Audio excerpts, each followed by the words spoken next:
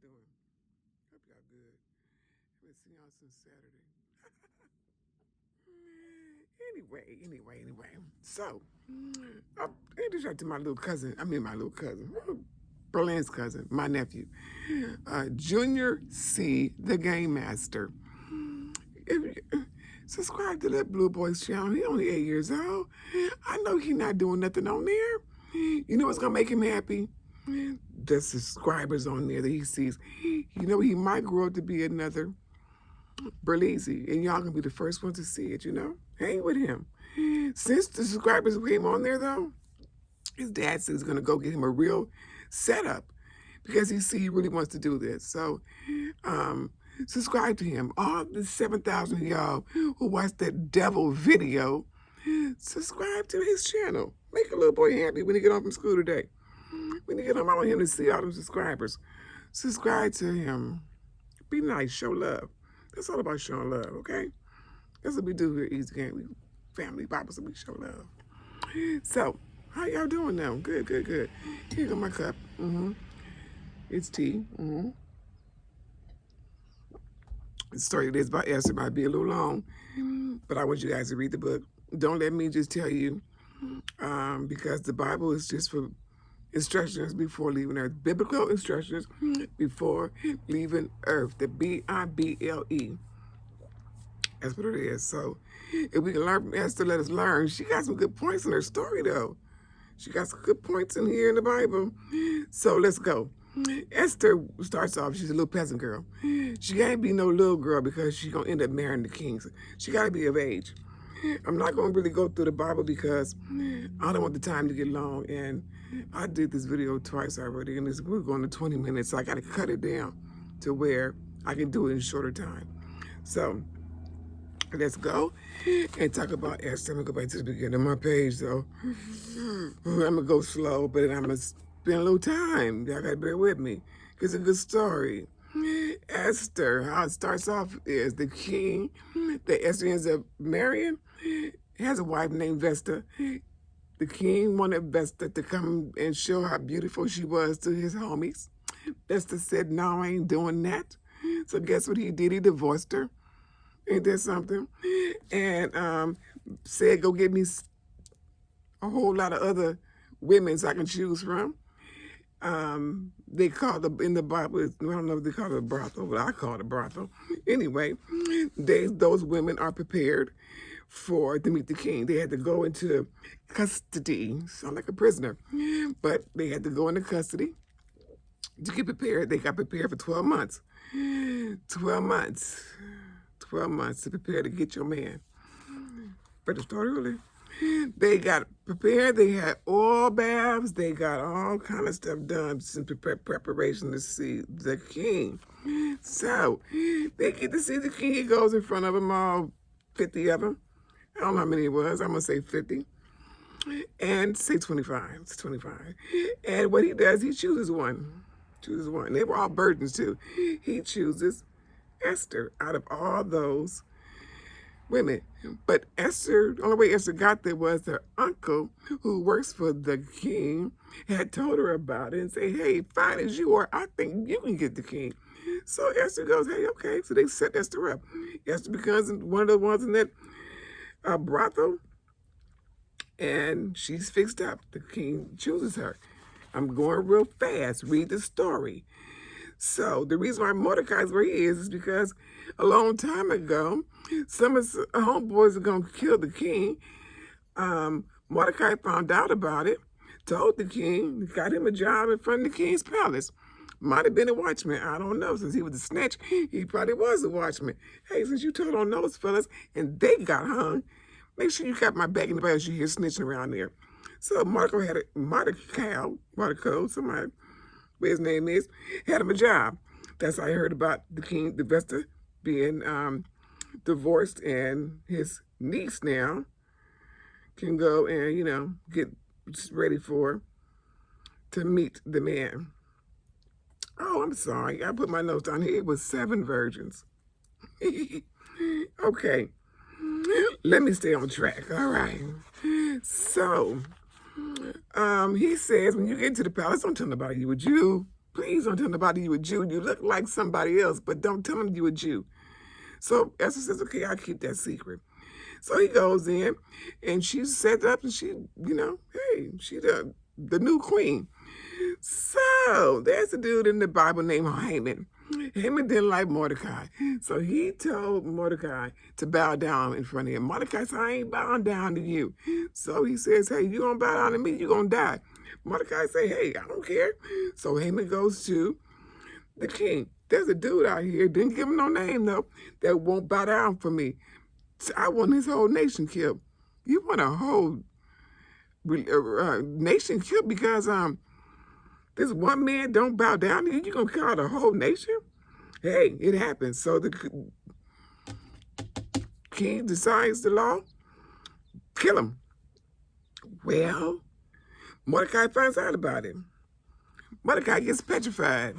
He goes and says, somebody send word to Esther that they ought to kill us. The king wrote a decree. Oh man wrote a decree that he gonna kill us. Girl, you don't stop this fool. So, I didn't mean to say fool. If you don't stop him, so, the king one night has some kind of dream, nightmare or something. So anyway, he wakes up, can't sleep. He says, hey, go give me the ledger. I want to read the ledger of my life.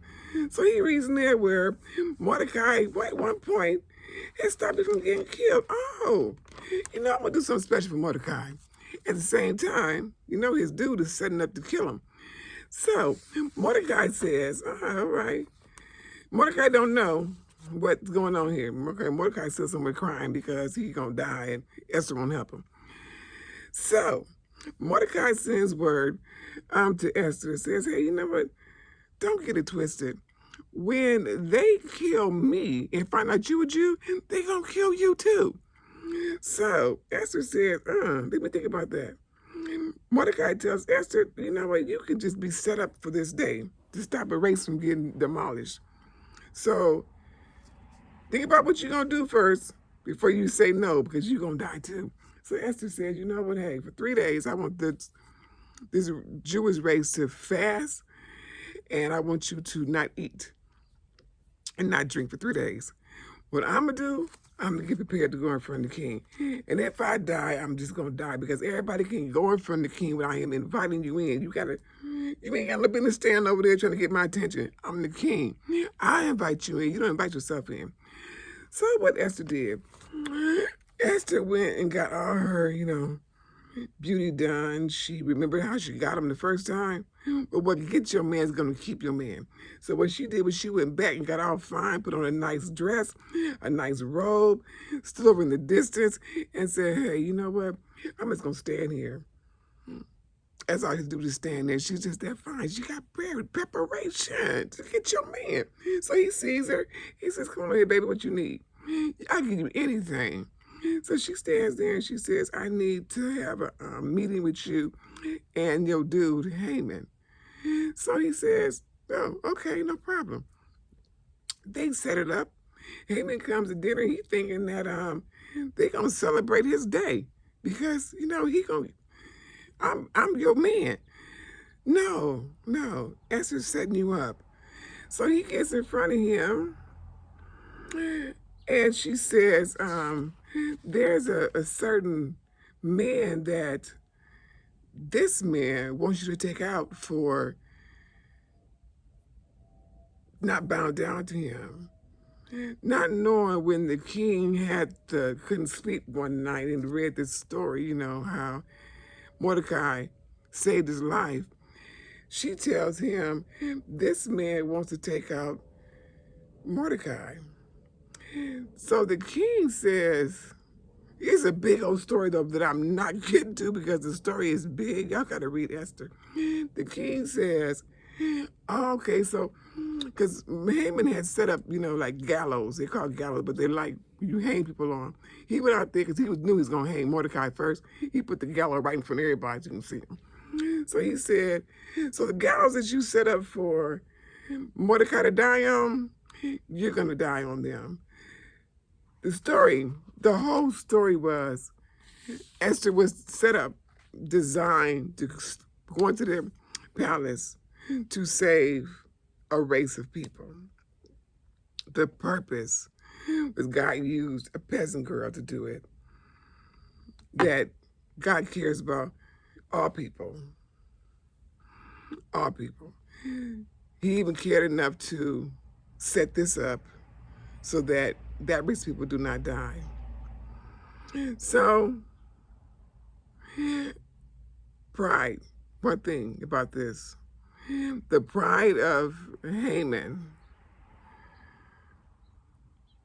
allowed his own self to be set up also for the hanging because of one man that would not bow down to him.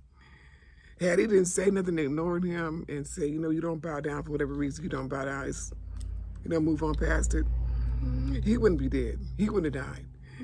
But because he wanted so much of that respect, respect of someone bowing down to him, that he had this man, thought he had this man, was going to have him murdered.